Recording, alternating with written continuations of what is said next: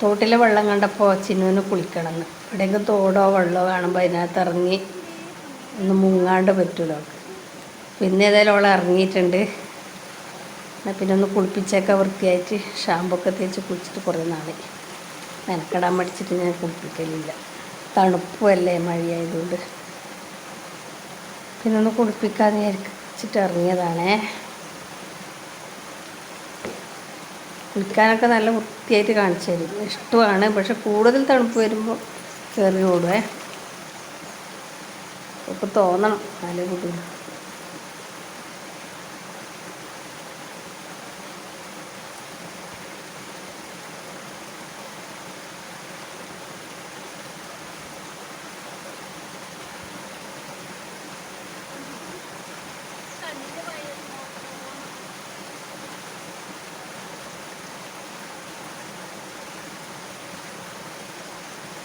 കണ്ണെന്ന് ഒരു വെള്ളം ഒഴുകുന്നൊരു സുഖം. ഒരു കളറ് വരും. കണ്ണെന്ന് ഇങ്ങനെ ഒഴുകിയിട്ട് ഇവിടെ ഇങ്ങനെ ഒരു ചുവപ്പ് കളർ വരുന്നേ. അപ്പോൾ ഡോക്ടറോട് കൊണ്ടുപോയി കാണിച്ചിട്ടില്ല. ഫോട്ടോ എടുത്ത് ഡോക്ടർക്ക് അയച്ചു കൊടുക്കുകയില്ല. അപ്പോൾ വിരയുടെ മരുന്ന് കൊടുക്കാത്തതുകൊണ്ടാണെന്ന് പറഞ്ഞിട്ട് വിരയുടെ ഗുളികയെല്ലാം കൊടുത്തു.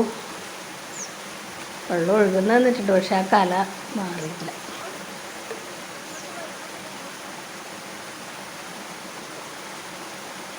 ചെറിയ പ്രസവിച്ച് വീണ് ഒരാഴ്ച കഴിയുമ്പോൾ ഞങ്ങൾക്ക് കിട്ടിയത് അവളെ. അന്ന് മുതൽ നമ്മളിങ്ങനെ മക്കളെ കൊണ്ടു നടക്കുന്ന പോലെ കൊണ്ടു നടക്കുന്നത്. ആ സ്നേഹമൊക്കെ നമ്മളോടുകൊണ്ട് നമുക്കും അങ്ങനെ.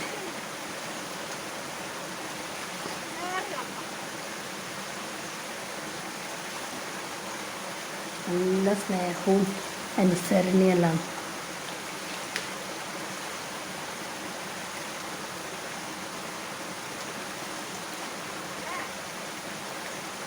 നല്ലോണം തണുത്തു. അതാണ് വേഗം കയറി ഓടാൻ നോക്കുന്നത്.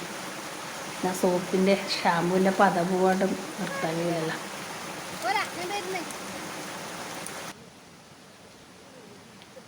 അങ്ങനെ ചിന്നു കുളിയൊക്കെ കഴിഞ്ഞ് വന്നു. ഇനിയൊന്ന് തോർത്ത് നല്ലോണം ഉണക്കാം. മഴയത്ത് തണുക്കൂലെന്ന് വെച്ചിട്ട് നല്ല മഴയിലേക്ക് കുളിപ്പിക്കില്ല. അപ്പോൾ കുളിച്ച് കഴിഞ്ഞാൽ ഒരു ട്രീറ്റ് കൊടുക്കണ്ടേ. ഇത് ഡ്രൂൾസ് വാങ്ങുമ്പോൾ അതിൻ്റെ കൂടെ ഫ്രീ കിട്ടിയ ബിസ്ക്കറ്റാണേ. അത് നല്ല ഇഷ്ടമാണ് നമുക്ക്.